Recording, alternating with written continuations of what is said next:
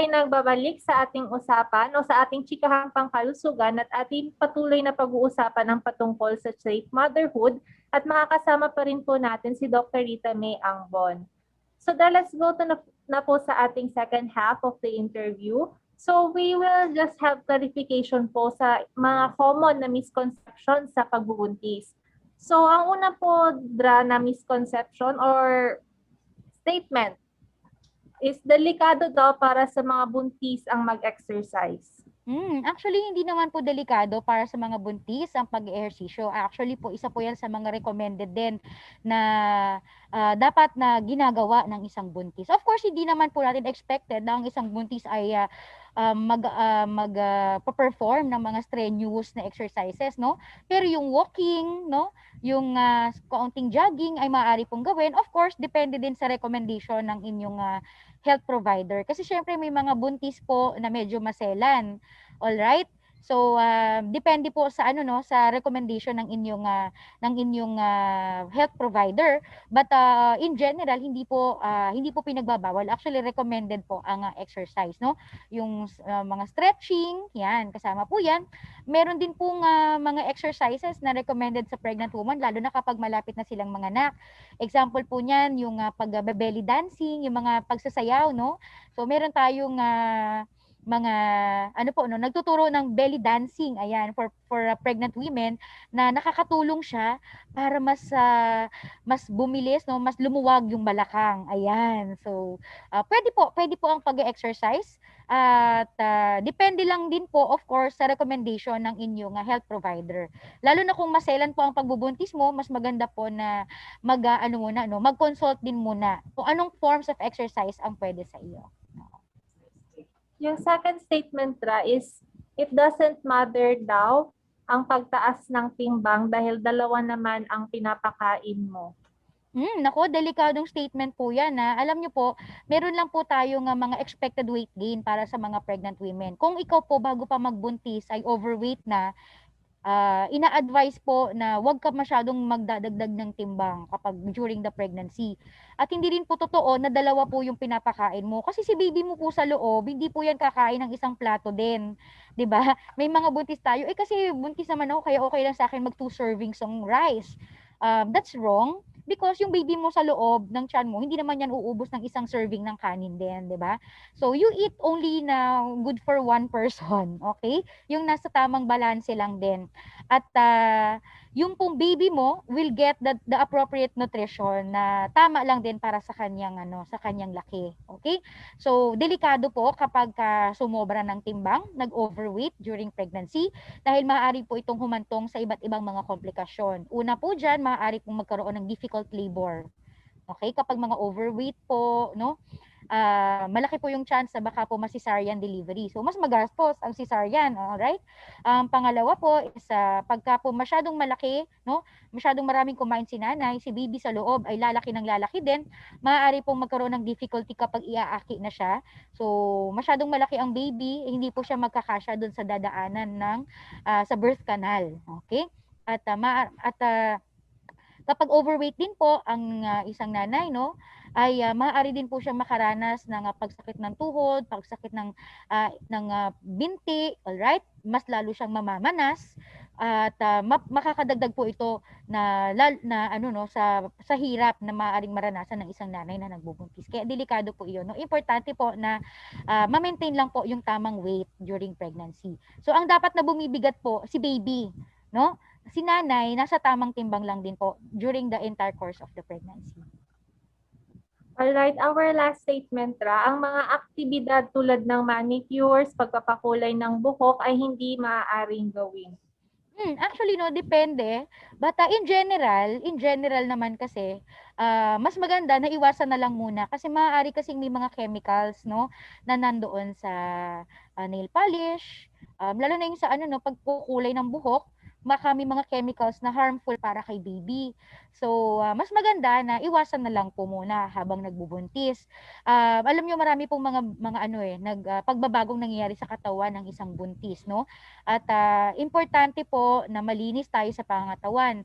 So, yung pong paglalagay ng mga manicure, although hindi naman siya bawal, maganda po sana na clear lang po or malinis lang yung kamay. Nasa ganun po nakikita natin kung may mga pagbabago sa kulay ng kuko, like kung nangingitim na pala yung kuko or what not, no? Hindi kasi yan makikita kapag po merong nail polish or manicure.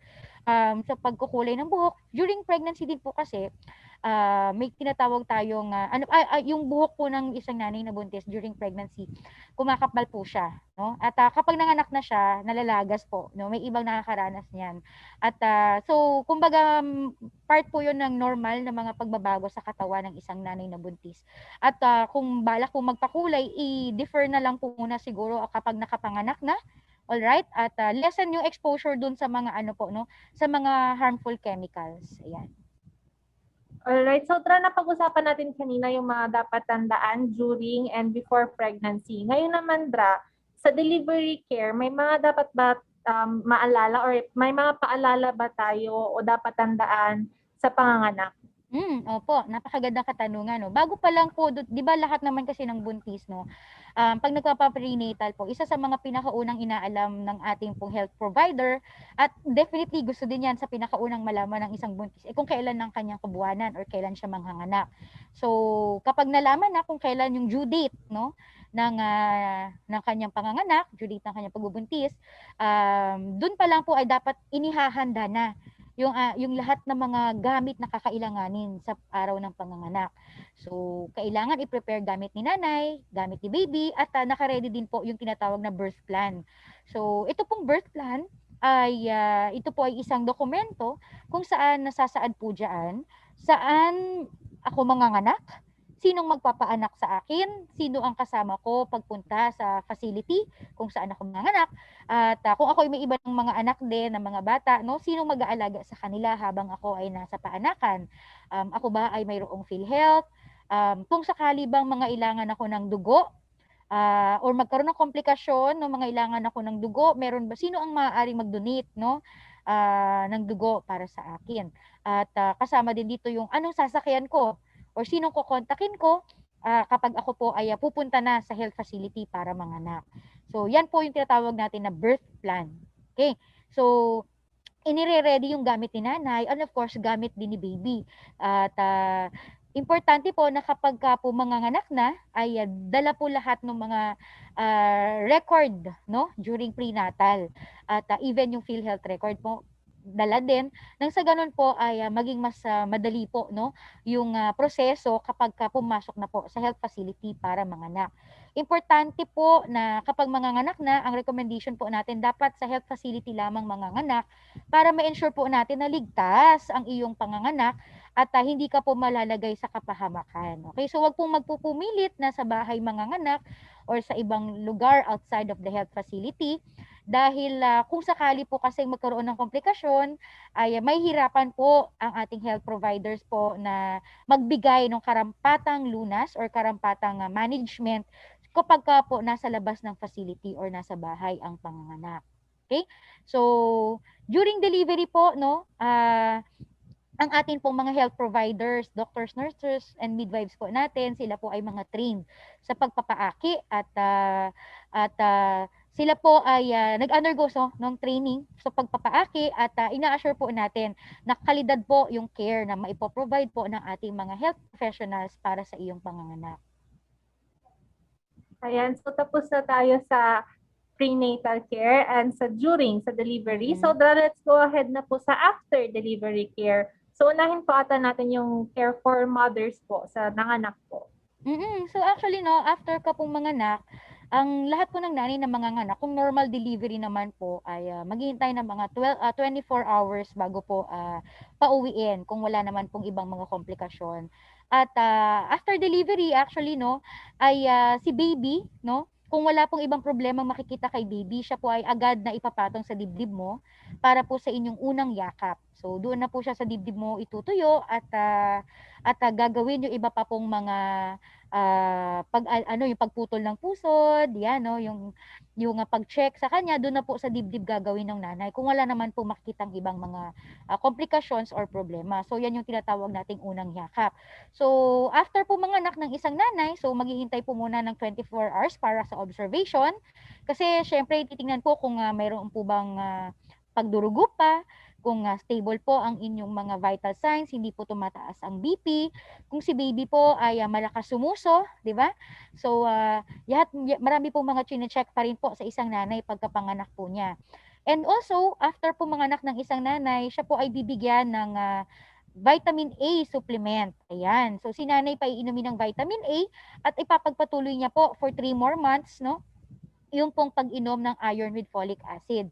Ang postpartum po, no? So, pagkapanganak ay required po natin ang isang nanay na bagong panganak ay makapagpa-check up ng at least 2 beses kung wala naman po siyang ibang komplikasyon. Okay? So, si baby naman ay after pong ipanganak, no, immediately after delivery, so ipo-perform sa kanya yung unang yakap at may iba pa pong mga services din na ipo-provide kay baby tulad ng una niyang bakuna, ibibigay na po yung unang niyang turok ng bakuna at yun po yung BCG at hepatitis B vaccine. Meron din pong ituturok sa kanya na vitamin K. Ito pong vitamin K, ito po ay para po maiwasan yung mga bleeding disorder sa baby. Lalagyan din po ng antibiotic yung kanyang mata at pa-perform din po sa kanya bago po ma-discharge, no, 24 hours. Pa-perform po sa kanya yung newborn screening at newborn hearing screening. So lahat po yan ay covered po ng PhilHealth itong mga services na ito. So pag nakauwi na po sila sa bahay, either po i-visit sila, i-home visit po sila ng atin po mga health workers sa barangay at para po ma-check yung vital signs at i-check din po yung pusod ni baby kung natutuyo na at kung maayos po ang kanyang pagsuso. Alright? So, meron na din susunod, sunod-sunod na po yan hanggang po sa yung iba pang mga schedule ng vaccination at services para kay baby hanggang sa lumaki siya. So, yung pangangalaga natin kay nanay, mula sa pagbubuntis hanggang sa mga anak siya, hanggang si baby niya po ay mai-enroll na natin, no, doon sa early childhood care ay kumbaga it is a spectrum, no, tuloy-tuloy po siya. So, ina-advise din po natin doon sa lahat ng mga nanay na doon pa lang po sa paanakan, magpatulong po doon sa ating pong mga health provider doon sa tamang paraan ng pagpapasuso. Maganda po na dapat po, no, bago pa po umuwi or ma-discharge, umuwi sa bahay or ma-discharge ay naturuan na po kayo, lalo kung first time na parents po, no, naturuan na po kayo nung tamang latch, tamang paraan ng pagpapasuso nang sa ganun po ay maging successful and at the same time enjoyable po yung breastfeeding journey ng isang bagong nanay at ng kanyang baby. Alright, so nabanggit niyo kanina yung mga services para kay baby. Ngayon po, may mga free services pa para kay baby at saan pwede ito ma-avail? Yeah, so yung mga nabanggit po natin earlier, tulad ng newborn screening, yung atin pong hearing screening, at yung mga bakuna po, lahat po ito ay libreng pinoprovide din po sa ating health facility kung saan po kayo nanganak. At pag si baby po ay nakauwi na, no, kayo ni baby po ay nakauwi na, may mga kasunod na po dyan ng mga services para din kay baby tulad po nung pagbabakuna. So, kung kailangan po na bago mag 1-year-old si baby, makumpleto niya po lahat ng mga routine immunization services para kay baby. Kailangan, ang ginagawa din po pala, no, sa mga baby po, no, ay pina-follow up din po yung kanilang developmental and nutritional status. Yan, no? So kasama po yan sa mga libre at routine services na pinoprovide para sa isang nanay at para sa isang baby. So pagkapanganak, si nanay po ay sa kanyang asawa ay maaari din pong mag-avail ng family planning services kung halimbawa po na nais po nila na mag-spacing, no, hindi muna masundan agad si baby or kung ayaw na po nilang masundan pa si baby. So ayan po, no, so maaari na din pong mag-avail ng libre din pong family planning services po pagkapanganak din po. Alright, Ra. Itong mga services na ito, yung ano ba yung mga kailangan nilang gawin o tandaan para ma-avail po yung free services? Yung una sa lahat, no, yung nanay po na buntis ay bibigyan ng mother and baby booklet during the prenatal services, no? So yung ano no, ang tawag doon booklet ni nanay or mother baby book, nakalagay po doon lahat ng mga services na maaaring ma-avail ng isang nanay at ng kanyang baby po. So maganda po na tingnan ito, basahin at i-check po na dapat lahat ng mga nakalista doon ay ma-avail ng mo bilang isang nanay at ni baby mo din, no? Importante po na lagi po kayong nakikipag-ugnayan sa inyong local health provider sa barangay para po ma-update kayo sa mga schedule ng provision ng services at kung meron pong ibang mga special or mga bagong mga serbisyong ipo-provide ay mabigyan din po kayo, no? Importante po kapag buntis ay pinarerehistro po natin, no, sa ating barangay health workers. So para po sa pregnancy tracking, kasi ang ginagawa po ng ating mga health workers ay inaalam po nila sino ang mga buntis sa komunidad at ano yung mga iba pang mga pangangailangan ni buntis para ito po ay mai-provide. So katabang po natin ang ating local health providers, ang ating barangay health workers po sa pag-ensure nung tamang nung naligtas, no, naligtas po yung pagbubuntis ng isang babae. Alright, so in general, ano yung naililigtas or nagigay natin sa pag-invest sa maternal health? So in general, no, kapag tayo po ay nag-i-invest sa kalusugan ng isang nanay, inililigtas natin at ina-assure natin na yung next generation natin ng mga Pilipino ay magiging ligtas at malusog din. 'Di ba? Kasi nagsisimula sinasabi natin, no, kapag pagkaligtas ang pagbubuntis, ina-assure natin na dapat walang nanay na mamamatay habang siya ay nagbibigay ng buhay. Ibig sabihin nito, lahat ng nanay na magbubuntis, manganganak sila na malusog din yung kanilang baby, and even after they get to deliver, ay ligtas at malusog pa rin ang isang nanay para mapangalagaan niya ng maayos ang kanyang baby sa paglaki. So itong investment natin na ito, hindi lang po yung nanay yung ating sinisave, no? Kasama din po sa binibigyan natin ng magandang kinabukasan ay yung baby po, no, na isinilang na eventually ay magiging isang produktibong membro ng ating pamayanan, maaaring sa susunod na mga panahon na siya naman ang magiging po nating magiging future leaders at future po na mga magiging key people in the community din. So, yung pagngangalaga po natin sa kalusugan ng mga buntis ay pangangalaga din po natin sa kalusugan ng magiging future ng ating bayan po. Alright, so meron pa po ba kayong gustong sabihin o iparating sa ating mga tagapakinig at ngayon rin na ginugunita natin ang Safe Motherhood Week? Yes, no, alam mo po, every second week of May ay pinagdiriwang po natin ang Safe Motherhood Week. At kasabay po niyan yung paggunita natin sa Mother's Day, di ba? Ito po yung araw na binibigyan natin ng kahalagahan yung lahat ng mga sakripisyo ng atin pong mga butihing mga nanay. At importante po na part po ng ating celebration ng Safe Motherhood Week is ma-ensure natin na lahat ng buntis sa ating pamayanan ay nabibigyan ng karampatang mga serbisyong pangkalusugan. Nang sa ganun po, ma-ensure na yung kanila pong pagbubuntis, panganganak ay maging ligtas at ma-ensure po natin na magiging happy po yung kanilang yung maging happy si nanay at happy din si baby na kanya pong isisilang.